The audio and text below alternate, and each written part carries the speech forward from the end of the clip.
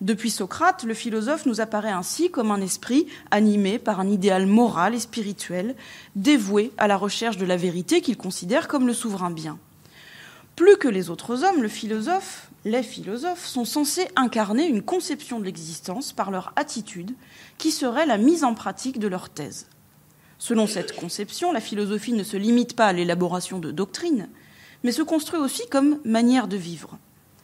La valeur exemplaire et légendaire de certains actes philosophiques, comme les provocations de Diogène ou le suicide de Sénèque, renforce en nous cette croyance en la cohérence qui lie un système philosophique et la vie de son auteur. Alors, Rousseau serait-il la brebis galeuse chez les philosophes, l'exception à la règle chez les amoureux du vrai, du beau et du bien ? Pas si sûr. À titre d'exemple, et dans une liste non exhaustive, on peut citer quelques cas. Foucault, contaminé par le virus du sida, organise méticuleusement le secret autour de sa maladie et en même temps professe le courage de la vérité dans son dernier séminaire au Collège de France. Au sortir de la guerre, Sartre défend farouchement la notion d'engagement alors qu'il s'est peu mobilisé pendant l'occupation. Deleuze, qui déteste les voyages et mène une vie sédentaire, voire casanière, se fait le chantre du nomadisme. Kierkegaard rédige des discours religieux quand il mène une vie libertine, puis écrit un journal du séducteur quand il vit en ascète. Simone de Beauvoir pose les bases du féminisme dans son ouvrage « Le deuxième sexe » qu'elle rédige au moment même où elle vit une liaison passionnelle avec l'écrivain américain Nelson Algren. Et tout en défendant l'indépendance des femmes, elle se rêve en épouse soumise dans les lettres qu'elle écrit à son amant, etc., etc. En définitive, l'écart entre l'adhésion intellectuelle à des principes et la vie effectivement menée ne concerne pas seulement quelques cas isolés, mais semble être au cœur même de la raison philosophique. Alors, on pourrait réduire cette distance entre la vie et les thèses des philosophes pour rejeter la première dans un domaine privé et inaccessible, où qu'on jugerait de peu de valeur face à l'œuvre théorique. Mais cette solution de facilité tiendrait de la paresse. Il semble plus pertinent de s'interroger pour tenter de comprendre ce mentir vrai, pour reprendre la belle formule d'Aragon, qui fait qu'on peut vivre le contraire de ce qu'on écrit ou écrire le contraire de ce qu'on vit. En quoi le discours théorique constitue-t-il une ressource particulière dans l'élaboration d'un mensonge à soi-même ? Malgré la diversité des exemples que je viens d'énumérer, on peut observer un certain nombre de points communs qui rassemblent ces différentes formes de mensonges. Le discours philosophique fait appel à la rationalité et s'énonce comme discours universel, objectif et impersonnel. Pourtant, il est toujours en même temps traversé et travaillé par des motivations psychiques personnelles constitutives du vécu d'un auteur. Le langage philosophique, par sa généralité, permet alors de faire écran à ce vécu intime et, tout en masquant les contradictions d'un sujet, de leur trouver des résolutions grâce à un langage abstrait qui les légitime. Malgré tout, on peut deviner, au moyen d'une lecture suspicieuse, ces ressorts psychiques à l'œuvre, à travers la stratégie langagière mise en place pour affirmer une thèse et l'argumenter avec insistance. Par exemple, on devrait toujours douter d'un individu qui commence par dire « sincèrement, je vais être franc avec vous » ou encore « on ne va pas se mentir ». Car tout discours prononcé avec l'emphase rhétorique de celui qui parle vrai recèle en fait une inquiétude. Et cette inquiétude, elle est bien palpable chez Rousseau, qui, tourmenté par sa mauvaise conscience, éprouve le besoin récurrent de dire son dégoût du mensonge.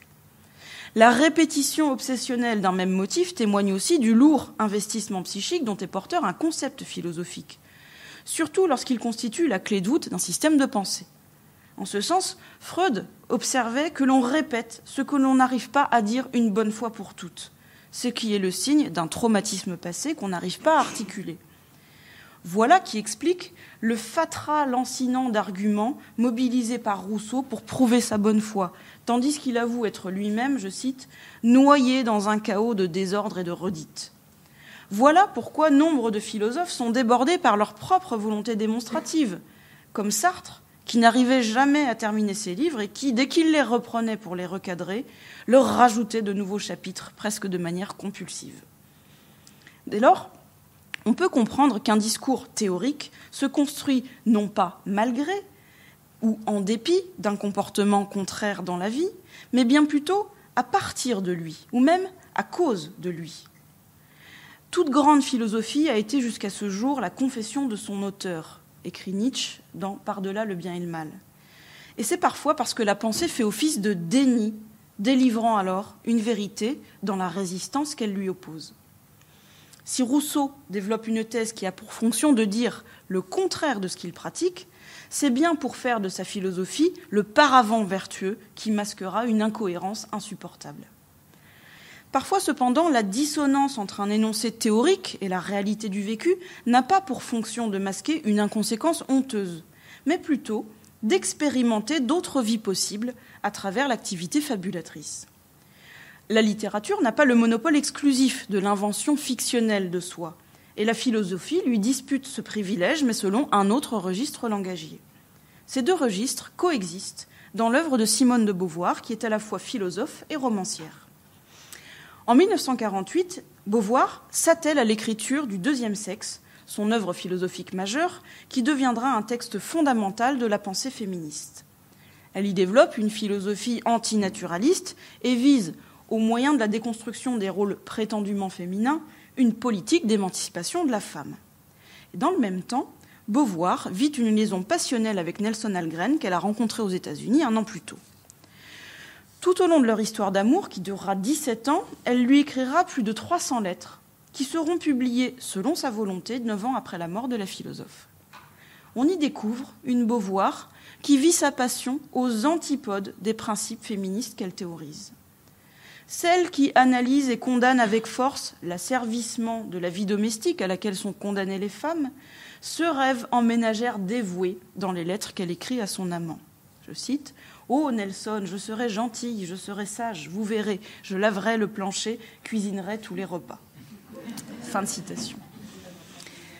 Celle qui, d'un côté, dénonce l'aliénation de la femme amoureuse dont l'individualité se dissout dans un nous fusionnel, de l'autre, fait l'offrande de sa liberté à son aimé et s'abandonne à lui en écrivant, je cite, « Mon bonheur reste entre vos mains et en un sens, j'aurais préféré le tenir entre les miennes.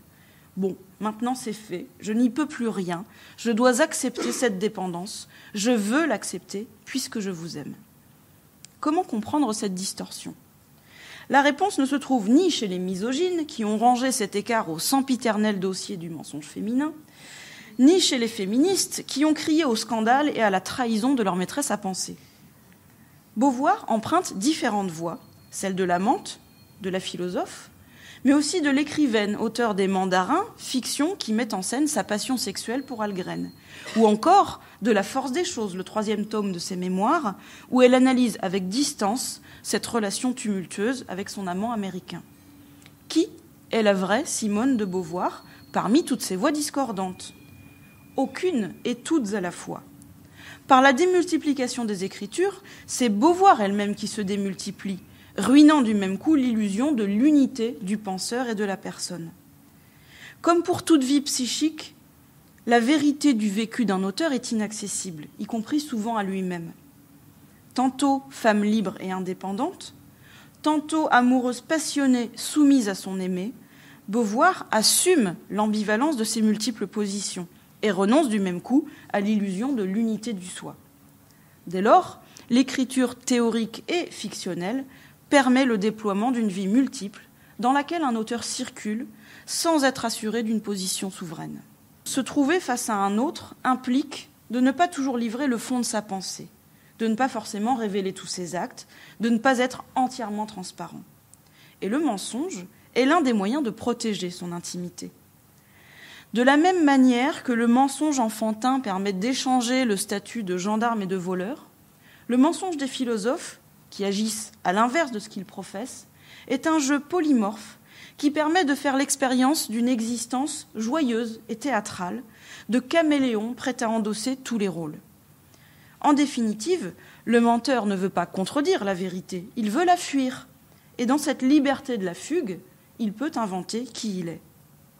Dès lors, en adoptant des rôles de composition, le menteur ne sait pas qui il est vraiment, mais il échappe ainsi à la sommation d'être un et transparent pour lui-même comme pour les autres. il place son intimité à l'écart des yeux inquisiteurs, contre la tyrannie de la vérité, dans un monde où l'exigence de transparence est la règle. Je vous remercie.